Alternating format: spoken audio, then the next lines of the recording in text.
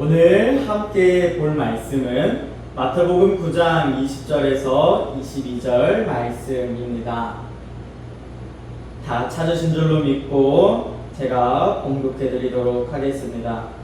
12해 동안이나 혈류증으로 앓는 여자가 예수의 뒤로 와서 그 겉옷가를 만지니 이는 제 마음에 그 겉옷만 만져도 구원을 받겠다 함이라.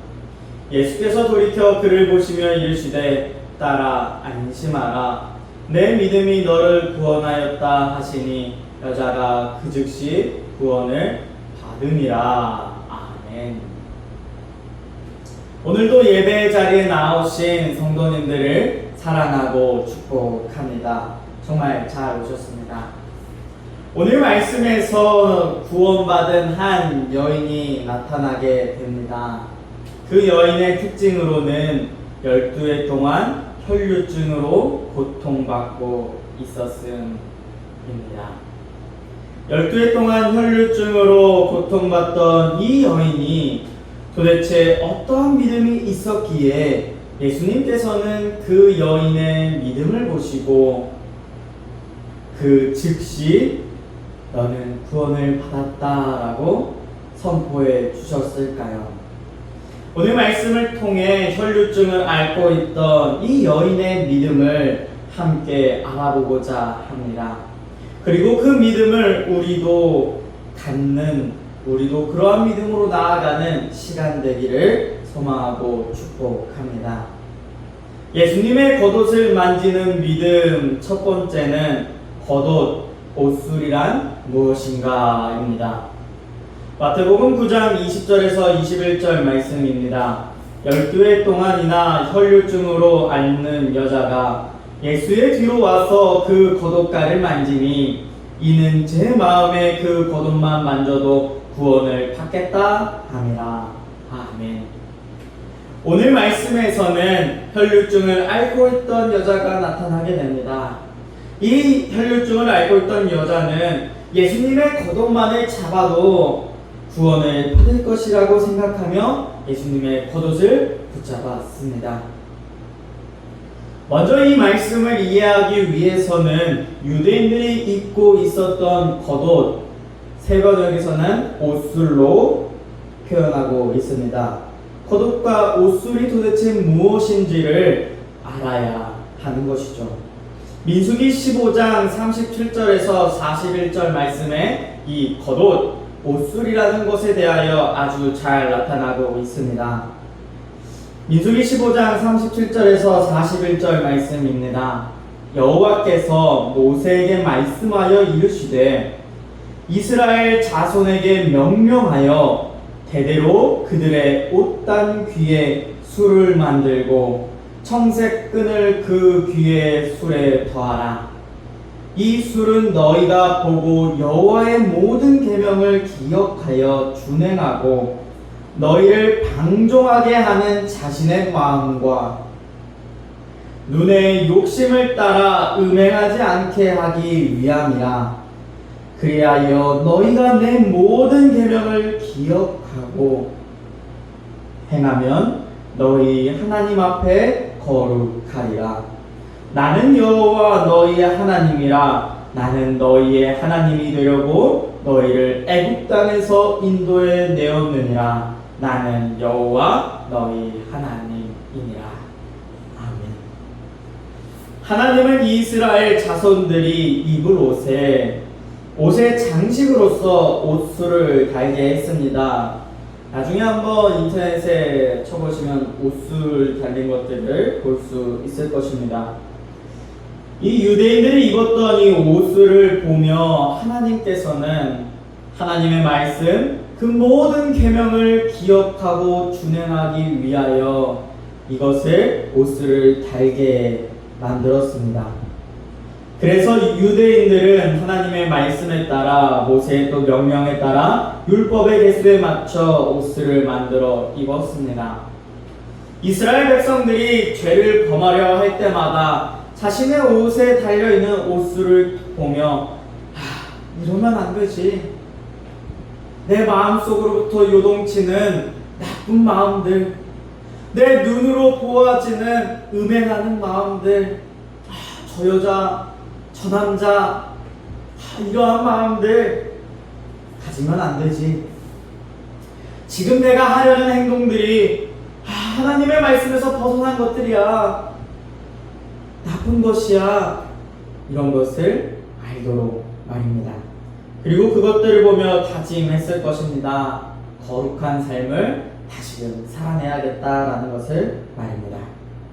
그렇게 거룩한 삶을 살아가도록 도와주는 하나의 매개체로서 하나님은 옷을, 겉옷이 이렇게 역할을 하도록 하였습니다.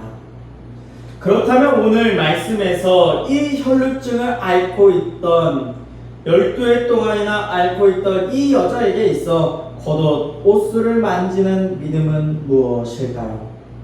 먼저 겉옷, 옷수를 만지는 이 믿음은 하나님의 말씀으로서 이 땅에 육신을 입고 오신 예수님을, 그분을 믿어 그분을 만지기만 하면 12해 동안 나를 괴롭게 하고 힘들게 했던 이 혈루증을 낫게 할 수 있을 것이라는 믿음이 있었습니다. 구원받을 것이라는 믿음이 있었다라고 성경은 이야기합니다. 사랑하는 성도님들, 오늘 혈루증을 앓고 있던 이 여인은 예수님의 겉옷, 이 옷을 보며 내가 그동안 듣고 보았던 하나님의 말씀을 떠올리며 정말 하나님께서 보내주시기로 한 메시아가 예수님임을 알았습니다. 그리하여 예수님의 겉옷만 만져도 구원을 받겠다라는 믿음을 가졌다는 것이죠. 우리도 마찬가지입니다. 우리에겐 더욱더 선명한 것이 우리에겐 주어졌습니다. 현재는 옷수를 달고 다니진 않죠.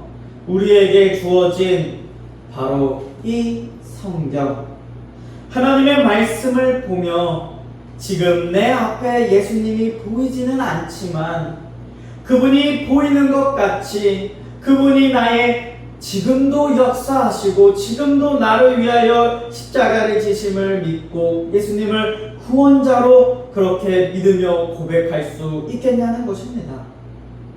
혈루증을 앓았던 여인과 같이 예수님을 나를 구원해 주실 분으로 정말 그분의 옷자락만이라도 만지면 내가 구원받을 것임을 알겠냐라는 것입니다. 많은 바리새인과 요한의 제자들은 예수님이 앞에 있어도 또 그분과 많은 대화를 나눴음에도 불구하고 예수님의 놀라운 기적을 보았음에도 불구하고 그들은 예수님을 믿지 않았습니다.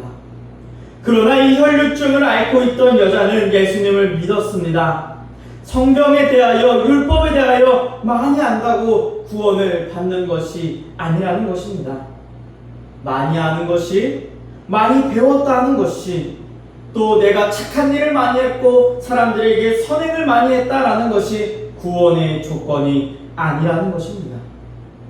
예수님을 하나님의 아들이시며 구원자 메시아, 정말 나의 그리스도 되심을 믿는 믿음이 있느냐 없느냐가 구원의 조건이라는 것이죠. 모두에게 그 구원은 선포되었습니다. 하나님의 놀라우신 은혜로 많은 이들에게, 모든 이들에게 하나님은 예수님을 주셨습니다. 그러나 그것을 받아들이느냐 못 받아들이냐는 우리에게 자유의지를 주셨다는 것이죠. 자유롭게 너희가 그것에 선택할 수 있도록 하셨다는 것입니다. 그런데 잘못된 구원관을 가지고 있는 이들도 있다라는 것입니다. 얼마 전에 신천지에서 편지를 받았습니다. 네. 빛과 어둠에 대하여 이렇게 하면서 저희 교회로 이렇게 편지를 보냈습니다. 이 편지에 대해서 이야기하자면, 요약을 하자면은 너네 기독교 잘못됐다라는 것입니다. 무엇이 잘못됐냐라고는 이야기는 자세히 하지 않습니다. 그저 요한계시록을 말씀을 가감했다, 너네가 어떻게 가감했는지는 얘기하지 않지만 너희가 더하거나 뺐다라고 하면서 그러니 너희는 틀렸다라고 하면서 이야기하고 있더라고요. 그리고 자신들이 구원받는 이유에 대해서 설득을 하면서 적어놓은 것이 12지파에 대하여 적어 놓았습니다. 자신들은 12지파, 신천지가 12지파로 나눠져 있죠. 그 지파에 들어가 있으니 자신들은 구원받는다라고 이야기를 합니다. 그러나 잘못된 것이죠. 신천지에서는 12지파에 들어야 구원을 받는다라고 하는데 12지파에 속하는 것이 그것이 구원의 조건이 될 수는 없다라는 것입니다. 우리는 성경의 말씀대로 믿는 사람들입니다. 12지파가 되었다고 하여 우리가 구원받는 것이 아닌 예수님 안에 속하여 있어야 구원을 받는다는 것이 성경 전체에서 이야기하는 것입니다. 그리고 요한계시록에도 예수님 어린 양에게 인을 받은 자에게 속한 자에게만 구원이 임함을 볼 수 있죠. 그러니 신천지는 잘못된 구원관을 가지고 있는 것이죠. 이처럼 우리들이 살아가면서 정말 기독교를 예수님을 믿는다며 잘못된 신앙관을 가지고 있는 것이 얼마나 많은지 모르겠습니다. 사랑하는 성도 여러분, 오늘 필요한 것은 정말 우리가 구원받을 수 있는 것은 예수님을 믿는 믿음뿐임을 오늘 혈류증을 앓는 이 여인을 통하여 오늘도 이야기하고 있다는 것입니다. 이 혈류증을 앓는 이 여인의 믿음을 통해서 볼 수 있는 것 두 번째는 말씀을 지키는 삶을 살겠다는 결단입니다. 예수님의 겉옷을 만지는 믿음, 두 번째는 말씀을 지키는 삶을 살아가겠다는 결단입니다. 마태복음 9장 20절에서 21절 말씀을 다시 한번 읽도록 하겠습니다. 12해 동안이나 혈류증으로 앓는 여자가 예수의 뒤로 와서 그 옷 겉옷가를 만지니 이는 제 마음에 그 겉옷만 만져도 구원을 받겠다 하니라. 아멘. 조금 전에 유대인이 입는 옷에 달린 장식인 옷술에 대하여 말씀드렸습니다. 방금 전에 들어서 다들 잘 기억하시겠지만 다시 한번 말씀해드리도록 하겠습니다. 민수기 15장에서 하나님은 이스라엘 백성들이 옷술을 보며 하나님의 말씀을 기억하고 그 모든 계명을 지켜 행하며 거룩한 삶을 살아갈 수 있도록 매개체로 사용한 것이 옷술이었습니다. 그것들을 보며 죄를 짓지 않도록 죄를 지을 때마다 그것을 보며 내가 잘못하고 있음을 깨닫는 것이 하나님의 방법이자 하나님의 목적이라는 것이죠. 정말 하나님의 백성된 자, 구원받은 사람의 삶을 여기서도 엿볼 수 있습니다. 하나님의 말씀을 기억하고 모든 계명을 지키며 거룩한 삶을 살아가야 하는 것이 하나님의 백성된 자, 구원받은 사람의 삶의 모습이라는 것이죠. 구원받음이 그저 입술의 고백으로 나 예수님 믿습니다, 그렇게 하는 것이 전부가 아니라는 것이죠. 정말 예수님을 믿기로 작정했다면 예수님의 말씀을 따라 행하며 살아가야 한다는 것이죠. 마태복음 7장 21절의 말씀입니다. 나더러 주여 주여 하는 자마다 다 천국에 들어갈 것이 아니요 다만 하늘에 계신 내 아버지의 뜻대로 행하는 자라야 들어가리라. 아멘. 이 시대를 돌아보면 말뿐인 그리스도인이 얼마나 많습니까? 정말 예수님을 믿는다면 행동으로 예수님을 따르는 삶으로 우리의 삶의 모습이 나타나야 한다는 것입니다. 그러나 또 이것을 잘못 이해하여 행위에만 치우쳐서는 안 됩니다. 저는 행위로서 구원받음을 이야기하는 것이 아닙니다. 행동은 예수님을 믿는 믿음으로 말미암아 자연스럽게 나오게 되는 것이지, 우리가 구원받기 위하여 우리가 하나님의 말씀을 죽어라 지키는 것은 그것은 유대인들의 지금까지 살펴왔던 모습과 같다는 것이죠. 그러다가는 오히려 위선하는 바리새인과 서기관들처럼 변해버릴 수도 있다는 것입니다. 우리가 구원받는 것이 정말 우리의 어떠한 행위 때문이 아닌 먼저 예수님께서 우리를 사랑하시고 먼저 베풀어 주신 하나님의 은혜 때문임을 기억하고 그것에 감사하여 행동으로 옮겨야 된다라는 것입니다. 이것을 잘 구분하여야 합니다. 예수님을 믿는 믿음으로 말미암아 나오는 행동들은 아주 기쁨이 됩니다. 내 안에서 기쁨이 계속해서 샘솟게 되죠. 왜 그렇습니까?